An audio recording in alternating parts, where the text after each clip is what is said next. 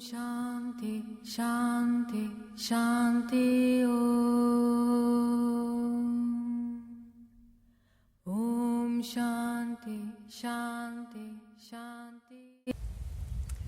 Bonjour et bienvenue dans votre pratique. Aujourd'hui, nous en sommes au 4e chakra, le chakra du cœur. Et aujourd'hui, nous allons parler de pardon. Je vous emmène vers des traditions ancestrales. Donc, plusieurs parlent de ce fameux pardon qui est intéressant à laisser mûrir et s'en imprégner pour toutes nos relations et pour nous-mêmes. Et je voulais plus précisément vous amener vers un livre qui s'appelle Le don du pardon, qui est un livre qui est écrit par Olivier Clerc, me semble-t-il, qui traduit les enseignements de Don Miguel Ruiz, qui a aussi écrit les 4 accords du Toltec, dont j'ai déjà parlé, et qui nous explique un peu plus en détail l'intérêt de demander pardon, à nous-mêmes et aux autres. Alors je vous fais vraiment un bref résumé, mais dans l'essence du don du pardon, c'est aussi se laisser la possibilité d'enlever cette carapace, d'enlever cette protection qu'on a mis, qui vient aussi de notre ego, et de pouvoir réouvrir notre cœur. Alors ça veut dire juste de lâcher nos jugements. Ça ne veut pas dire lâcher notre discernement non plus. Donc on peut bien évidemment demander pardon, mais pas devenir naïf non plus, mais juste pour déjà se libérer nous-mêmes de toutes les crispations, toutes les tensions qu'on a engagées et qu'on conserve parce qu'on met l'autre personne dans une posture de bourreau, là on part sur le triangle infernal, et qu'on pourrait peut-être se positionner sur un espace de victime, par exemple. Il y a une autre tradition aussi qui parle de ce pardon, auquel je fais souvent référence, qui est Ho'oponopono, là, qui est une tradition hawaïenne, et qui là peut se résumer en 4 mots. Désolé, pardon, merci et je t'aime. Pour moi, les deux peuvent se rassembler, même si elles n'ont pas la même origine. Les accords Toltec, il me semble que ça vient plutôt du Mexique. Mais toutes les deux nous permettent de faire émerger un cadeau de la vie, juste pour nous permettre de nous réaligner et de nous reconnecter à nous-mêmes et à notre cœur. Alors, je vous invite bien évidemment à approfondir ces thématiques avec les 2 livres dont je viens de vous parler. Et puis, on va passer à la pratique avec quelques postures pour aller intégrer cette notion de pardon. Alors, on va se mettre debout. On commence avec 3 respirations complètes avec les bras à son rythme. Inspire, on lève les bras, on grandit, on peut monter sur les orteils. Expire, on redescend, on relâche les bras. 3 fois de suite. 2e fois, inspire, on grandit. Expire, on relâche. Et une dernière fois, à votre rythme, pense à bien monter sur les orteils, bien grandir. Expire, on redescend. On déverrouille au niveau des articulations, que ce soit au niveau des chevilles, des genoux, du bassin, des épaules, des bras ou des poignets. Puis j'avais envie de vous emmener sur la posture du guerrier. Alors on va venir placer le pied droit vers la droite et on recule la jambe gauche en gardant le pied perpendiculaire au pied droit. On vient ouvrir les bras vers le ciel. On fait attention à ce que les bras soient bien parallèles au sol. On va venir fléchir le genou droit, le genou avant et on regarde loin devant. On vérifie qu'on est bien au-dessus de soi-même, donc que les épaules ne partent pas vers l'avant. On est vraiment dans son centre. On regarde loin devant, on rentre légèrement le ventre, on peut contracter également le périnée. Et cette posture, ça nous permet d'aller contacter notre stabilité, notre puissance avec ce renforcement musculaire pour être en capacité d'émettre ce pardon en se fixant un point devant nous qui est dans la justesse, qui est dans la puissance de la posture et qui nous permet d'assumer et de prendre conscience de notre part d'ego qui peut nous emmener dans des méandres. On a cette possibilité de revenir à nous. Et progressivement, on va relâcher, revenir, déverrouiller. Et on va pouvoir passer de l'autre côté. De nouveau, le pied gauche cette fois-ci vers la gauche. On recule la jambe droite et le pied droit perpendiculaire au pied gauche. On prend le temps d'ouvrir les bras à main ouverte vers le ciel. On va fléchir le genou gauche, on reste bien au-dessus de soi-même, on regarde loin devant à gauche et on reste en contact avec notre respiration. Toujours venir sentir ce qui se passe dans notre centre, dans notre bassin, vérifier si le périnée, le ventre est légèrement contracté. Toujours être dans la respiration, mais aussi dans l'ouverture au niveau de ce fameux chakra du cœur. On est dans une stabilité, gardant notre objectif d'être centré, d'être aligné, et le pardon en fait partie. Et on observe comment ça se passe, chacun d'entre nous dans cette posture. Progressivement, on relâche, on revient, on déverrouille. Je voulais ensuite vous emmener sur la posture de l'aigle. Alors, bien évidemment, on va faire en fonction de ses possibilités. Dans l'idéal, on prend appui sur un pied. Donc, on va commencer par prendre appui sur le pied gauche. On vient rouler la jambe droite devant et derrière.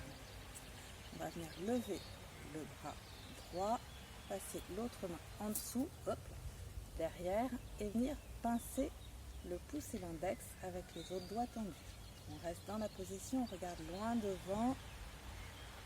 Et là, on va étirer au niveau du dos des omoplates.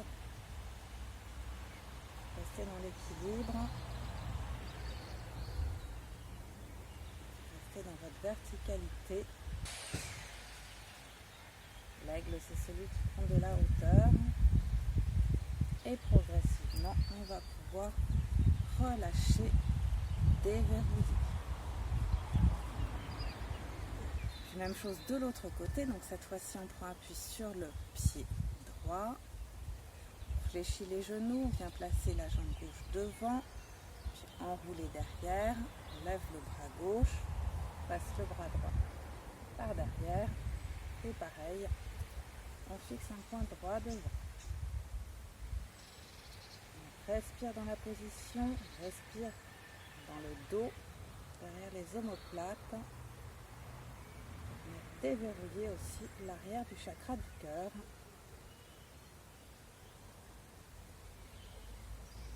Allez, progressivement, on relâche, on déverrouille.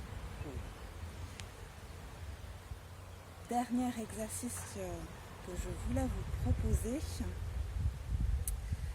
ça va être un exercice avec la respiration. Donc on va garder les pieds écartés à peu près la largeur du bassin. Sur l'inspire, on va monter les mains en salutation. on grandit. Et sur l'expire, on ouvre en relâchant, en faisant et on relâche. Plusieurs fois de suite. En salutation, inspire. On va chercher à se connecter en haut avec notre moi supérieur. On grandit. Et sur l'expire, on relâche. On relâche tout notre ego, tout ce qui nous empêche d'accéder à la puissance de notre cœur. Encore une fois, inspire, on grandit, on rentre le ventre. On relâche. Allez, une dernière fois. Inspire. Se connecte avec notre partie supérieure. Et on lâche prise sur l'expire. On déverrouille l'ensemble du corps. Et progressivement, on va pouvoir venir se réasseoir. On va terminer notre pratique avec un petit exercice de visualisation. Je vous invite à trouver une position confortable, si c'est possible assis, de vérifier votre dos, de fermer vos yeux, de prendre le temps de vous reconnecter à votre corps en ressentant votre assise au sol, vos pieds et vos jambes, vos fessiers, le dos, les épaules, les bras et les mains, la tête, le visage, et venir reconnecter à ce mot, à ce pardon dont on vient de parler aujourd'hui, et juste venir observer peut-être avec qui vous auriez envie d'aller demander pardon, même si vous ne vous sentez pas prêt à le faire de visu dans un premier temps, mais peut-être juste imaginer les personnes avec qui il y a encore un lien peut-être un peu tendu, ou en tout cas quelque chose qui, pour vous, en tout cas dans votre ressenti, laisse votre cœur un peu fermé. Donc allez recontacter dans un premier temps cette personne ou cette situation qui a fait que votre cœur s'est fermé, et placer votre demande de pardon, non pas pour forcément l'autre personne, quoique ça peut être toujours aussi intéressant, mais juste déjà pour vous permettre de vous réapproprier la circulation de l'énergie dans votre cœur à vous et de vous libérer de ce poids ou de cette crispation que vous portez depuis un certain temps, voire un temps certain, et qu'il n'est pas nécessaire de conserver. Donc juste en visualisant cette personne et en vous visualisant en train de lui demander pardon, peut-être que vous allez sentir qu'il se passe quelque chose au niveau de ce chakra du cœur. Quelque part, ça s'allège en vous, c'est plus posé. Et c'est là où vous avez tout votre pouvoir. Le pardon est un vrai pouvoir qu'on utilise dans le moment présent. Donc, on n'a pas besoin d'excuses en se disant je le ferai à un autre moment, je le ferai dans l'avenir. Voilà, on peut le faire là, immédiatement, tout de suite. Alors peut-être qu'il y a d'autres personnes, mais vous pouvez refaire l'exercice autant de fois que vous le voulez.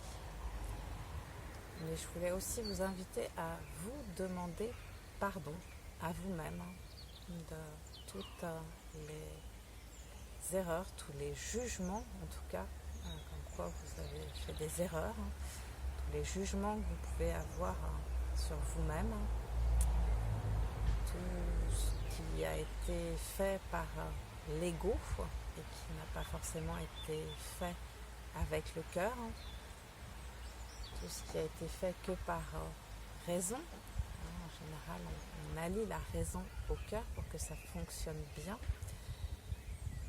Juste garder cette possibilité, par le pardon, de vous réouvrir, de reprendre vos énergies. Et juste d'aller voir dans quelle dynamique, dans quel registre vous avez fermé votre cœur, quelle était la thématique.